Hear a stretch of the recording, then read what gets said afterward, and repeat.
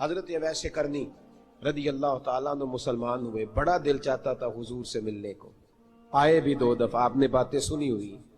اماں بوڑھی تھی، اماں بوڑھی ہو اور ماں حکم دے دے کہ نبی پاک کے پاس نہیں جانا، تو حضرت اویس کرنی، یہ داتا گنج بخش علی اجویری نے لکھا ہے، یہ امام شورانی نے لکھا ہے، یہ تمام ان کے سیرت نگاروں نے لکھا ہے، کہا بیٹے میں کمزور ہوں، مجھے چھوڑ کے نہ جانا، چھوڑ کے نہ جانا۔ ایک دن بڑی منت کی، رو پڑے، اماں نے کہا بیٹا جانا، لیکن اگر حضور گھر نہ ہوئے تو تلاش نہ کرنا، میں فالج زدہ عورت ہوں، اٹھ کے چل نہیں سکتی۔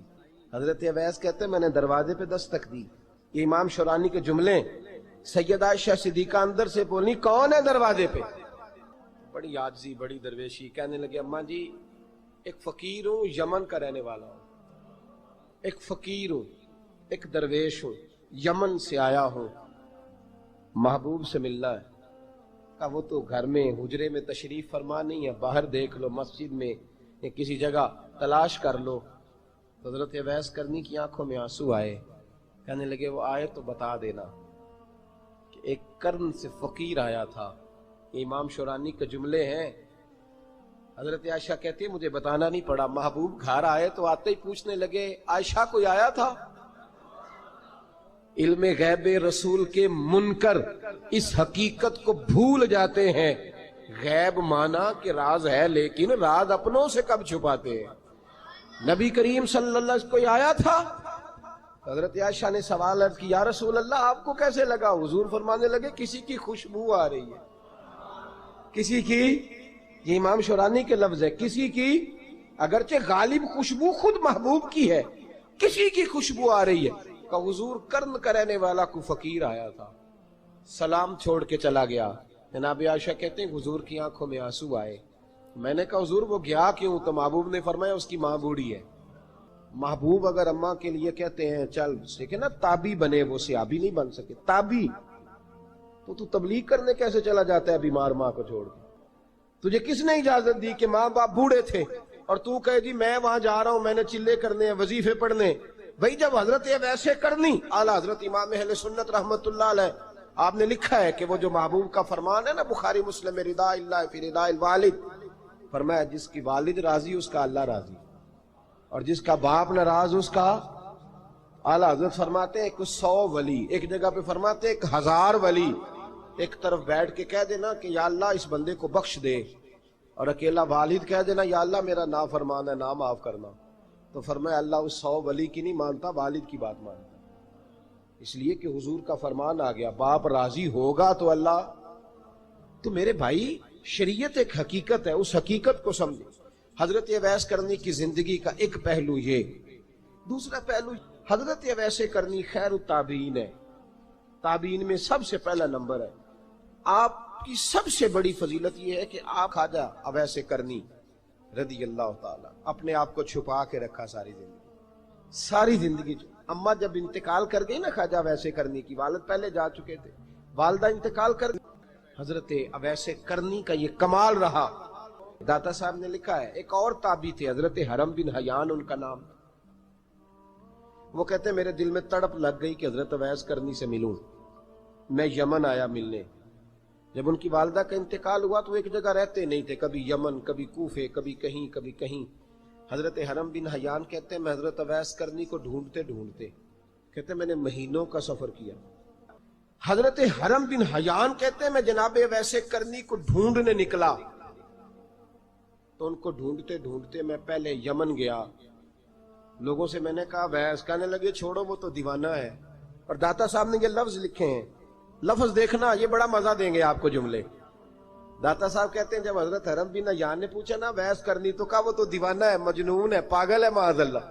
وہ کیوں، کیا تم نے دیکھ لیا؟ کہنے لگے جب دنیا روتی ہے تو وہ ہنستا ہے، جب دنیا رو رہی ہوتی ہے تو وہ ہنستا ہے، اور جب لوگ ہنستے ہیں تو وہ روتا ہے۔ عجیب اس کا انداز ہے، وہ تو دیوانہ سا آدمی ہے اور عجیب بندہ ہے، عجیب شخص ہے وہ۔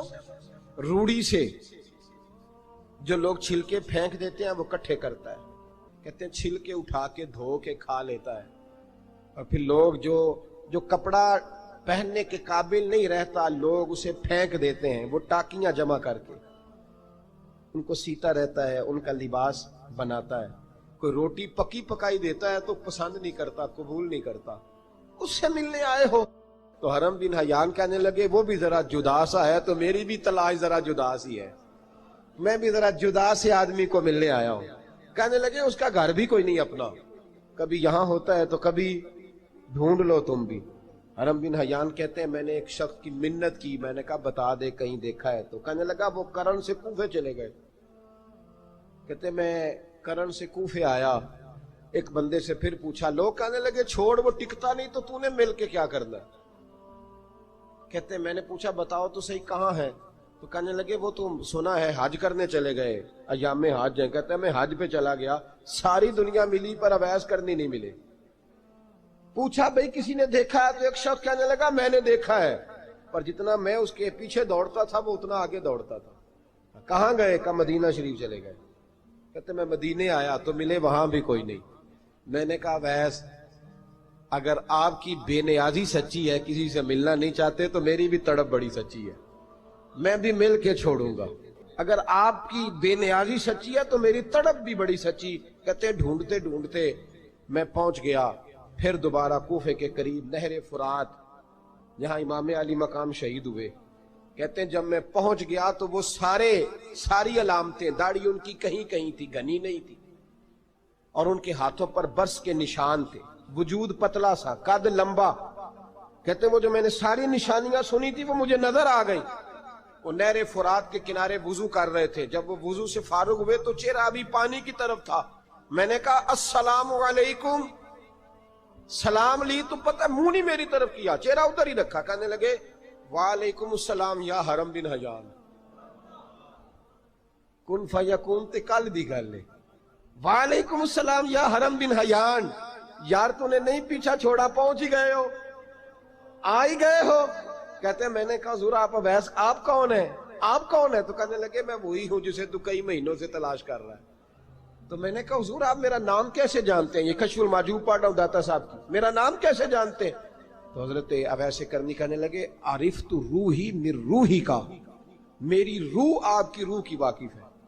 حضرت اویس کرنی کی ملاقات ہوئی تو کہا حضور میں کہاں چلا اور آپ کہاں دوڑے؟ آپ فرمانے لگے یار میں چھپا ہوا ہوں تو مجھے چھپا رہنے دے. حضرت حرم بن حیان کہتے ہیں میں چند گھڑیاں رکا تو مجھے کہنے لگے جا یار تو کوئی کام کر اور مجھے بھی اپنا کام کرنے دے. تو میں نے کہا حضور آپ کیا کریں گے؟ فرمانے لگے گناہ بڑے لمبے ہیں، ذرا معافیا مانگوں گا اپنے رب سے، میں اس کی بارگاہ میں استغفار کروں گا، مجھے ذرا ریت پہ سجدے کرنے دے، تو جا، مجھے شوق نہیں، تو چلا جا. حضرت حرم بن حیان کہتے ہیں میں نے کہا حضور میرے لیے دعا کر دیں. جناب اویس کرنی نے ہاتھ اٹھائے، کہنے لگے یا اللہ میری اور اس کی ملاقات جنت میں کرا دینا، میری اور اس کی ملاقات جنت میں کرا دینا. یعنی یہ بھی کہہ دیا کہ اب دنیا میں دوبارہ ملاقات نہیں ہوگی. کہتے ہیں میں یہ بولنے ہی لگا تھا، کہنے ہی لگا تھا کہ حضور یہاں نہیں ہوگی. تو کہنے لگے چپ کر، جب جنت کی بات جو کر دی ہے ہو گئی بات، اب اتنی دور تک تجھے کہہ دیا تو اب تو یہاں پھر دعا کی بات. حضرت اویس کرنی خیر الطب. ایک اور بات، میرے حبیب رحمت علیہ السلام فرمانے لگے اپنے صحابہ سے تم نے مجھے دیکھ کے کلمہ پڑھا تمہیں ایک مبارک، اور جو بن دیکھے میرے نام پر جانے دیتے ہیں انہیں 7 بار مبارکباد.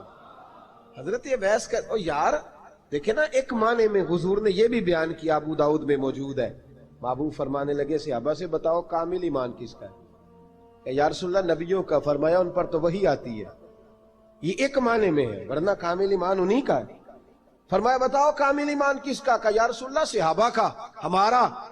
نبی پاک نے فرمایا تم نے تو درختوں کو سجدے کرتے دیکھا ہے، ڈوبے ہوئے سورج کو واپس آتے دیکھا ہے، چاند ٹوٹتے دیکھا ہے. کہ حضور پھر فرشتوں کا؟ فرمایا وہ تو اللہ کے عرش کے پاس رہتے ہیں. کہ یا رسول اللہ ہماری پھر بس ہو گئی، آپ بتا دیں کامل ایمان کس کا ہے.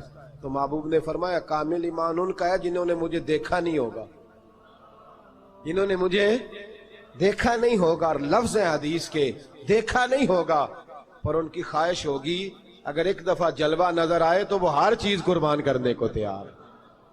ان کی یہ خواہش ہو. حضرت اویس کرنی نے ہمیں بتایا کہ جو بن دیکھا پیار ہے نا، بن دیکھا، جس نے دیکھا نہیں پر اس کی یاد میں تڑپتا، دیکھا نہیں پر اس کی مالا جپتا. حضرت ابو ذر غفاری نے پوچھا تھا، ترغیب و ترہیب میں حدیث ہے، یا رسول اللہ صلی اللہ علیہ وسلم کچھ لوگوں سے ہم محبت کرتے ہیں پر ہم ان سے ملے نہیں، ہمارے عمل بھی ان جیسے نہیں، حضور اس محبت کے عوض کچھ ملے گا؟ تو محبوب نے فرمایا اللہ محبت کرنے والوں کو جنت میں جمع فرما دے گا، اللہ جمع کر دے گا۔ لیکن کبھی کبھی نا انہیں اعزاز دینا پڑتا ہے، یہ رب رسول کا اپنا ایک انداز کرم ہے، مجبوری نہیں کسی بات کی، لیکن انداز کرم ہے۔ ان لوگوں کو شانیں دی جاتی ہیں دنیا میں تاکہ کوئی یہ نہ سمجھ لے کہ دنیا میں ان کا اعزاز کوئی نہیں، انہیں بڑے بڑے رتبے ملتے ہیں، انہیں نوازا جاتا ہے۔ حضرت اویس چھپے رہے، آئے نہیں، لیکن محبوب نے انہیں ظاہر کرنا پسند فرمایا۔ نبی پاک نے ظاہر کرنا تو اگر محبوب ہی ظاہر کرنا پسند کرے پھر ہو جانا چاہیے، پھر ظاہر اگر وہ پسند کرے تو پھر ظاہر اللہ کے حبیب تو دور رہ کے پیار کر، تحفے تیرے گھر خود پہنچ جائیں گے، شرط یہ ہے کہ تو پیار کر اور فرما برداری کر۔ نبی رحمت صلی اللہ تعالی علیہ وسلم نے مولا علی شیر خدا اور حضرت عمر فاروق، بندے بھی حضور نے وہ چنے جو سرخیل ہیں دونوں، مولا علی فاروق اعظم امیر المومنین، دونوں کو بلایا اور بلا کے فرمایا یہ میرا جبہ لے جاؤ اور میرے بعد، میرے وصال کے بعد وہاں جانا کرن میں تمہیں اویس ملے گا، اسے میرا جبہ دینا۔ اور دیکھو کیا خوبصورتی ہے لفظوں میں، یہ بات ان کی شان کو کہاں سے کہاں لے گئی۔ محبوب فرمانے لگے اسے کہنا میری امت کی بخشش کی دعا کرے، اسے کہنا میری امت کی بخشش کی۔ حضرت علی المرتضیٰ کا رتبہ بھی ان سے زیادہ ہے، جناب عمر کا رتبہ بھی، اس کا مطلب ہے بڑا بھی چھوٹے سے کبھی کبھی دعا کے لیے کہہ سکتا ہے کہ یار میرے لیے دعا کر دینا۔ نبی کریم علیہ السلام نے جبہ دیا، جبہ دے کے بھیجا، حضرت عمر گئے ملنے، جناب مولا علی گئے، جا کے پوچھا وہ کدھر ہے، کہا وہ دیوانے سے ہیں، گھومتے رہتے ہیں۔ جب ملاقات ہوئی تو حضرت اویس کرنی دوڑے آئے، جناب عمر کہنے لگے آپ کا نام اویس ہے؟ کہنے لگے ہاں عمر فاروق میرا نام اویس ہی ہے۔ پھر آگے بڑھ کے کہنے لگے علی آپ کی طبیعت مبارک کیسی ہے؟ پھر وہ جبہ وصول کیا، کہا محبوب نے کہا تھا امت کے لیے دعا کرنا، تو حضرت اویس نے فوراً سر سجدے میں رکھ دیا۔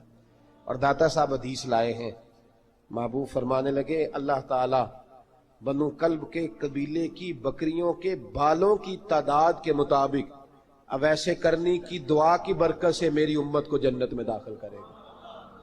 اتنا بڑا اعزاز، اتنا بڑا اعزاز۔ حضرت اویس کرنی رضی اللہ تعالیٰ انہوں نے دعا کی، پھر واپس لوٹے۔ یہ تو داتا صاحب کی بات ہے۔ اب اگلے جملے حضرت محدث بہاولپوری نے ایک ذکر اویس نام کی کتاب لکھی ہے، حضرت علامہ فیض احمد صاحب اویسی رحمۃ اللہ علیہ، انہوں نے لکھا ہے کہ حضرت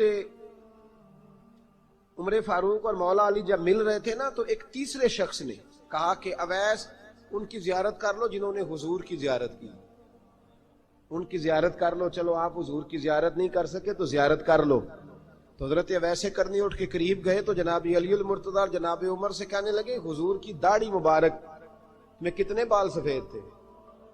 زیارت تو نہیں کی، داڑھی میں کتنے بال؟ انہوں نے یہ نہیں کہا ہمیں پتہ نہیں، کیونکہ سوال دوسرے کا تھا، ان دونوں کا سوال یہ نہیں کہا ہمیں پتہ نہیں۔ باقی کتابوں میں الفاظ اور ملتے ہیں، میں وہ والی بات بیان کر رہا ہوں جس میں ادب زیادہ پایا جاتا ہے۔ کہا کتنے بال سفید تھے؟ تو یہ نہیں فرمایا مولا علی اور جناب عمر نے کہ ہمیں پتہ نہیں، کہنے لگے ویس آج آپ ہی بتائیں گے کتنے سفید، آج آپ ہی بتائیں کتنے ہیں۔ تو حضرت سیدنا اویس کرنی کہنے لگے محبوب کی داڑھی مبارک میں 17 بال سفید تھے، 17 بال سفید تھے، یہ ان کی زیارت کا حال۔ حضرت اویس کرنی نے ہمیں بتایا کہ دور رہ کے اطاعت صحیح کرنا، تمہارا ذکر دربار رسول پہ بھی ہوگا اور دربار خداوندی پہ بھی ہوگا۔ تو میں اکثر یہ روتا ہوں، میں کہتا ہوں پہلے کو کسی بزرگ سے ملتا تھا تو دعا کراتا تھا، اب ملتے ہیں تو کہتے ہیں حضرت ذرا میرے ساتھ فوٹو تو کھنچوا لیں۔ یہ بہت زیادہ ہمارا جو رویہ اس طرح کا ہے، یہ حضرت اویس کرنی کی سیرت بتاتی ہے کہ یہ الجھاؤ ہے، الجھو نہ، سلجھ کے وقت گزارو۔ اور تیسری بات ان کی حیات مبارکہ سے ہمیں یہ ملتی ہے، اللہ کے ساتھ جو لوگ جڑ جاتے ہیں انہیں ویسے ہی دنیا کی ضرورت نہیں رہتی، ان کی توجہ ہی اور جانب ہو جاتی ہے۔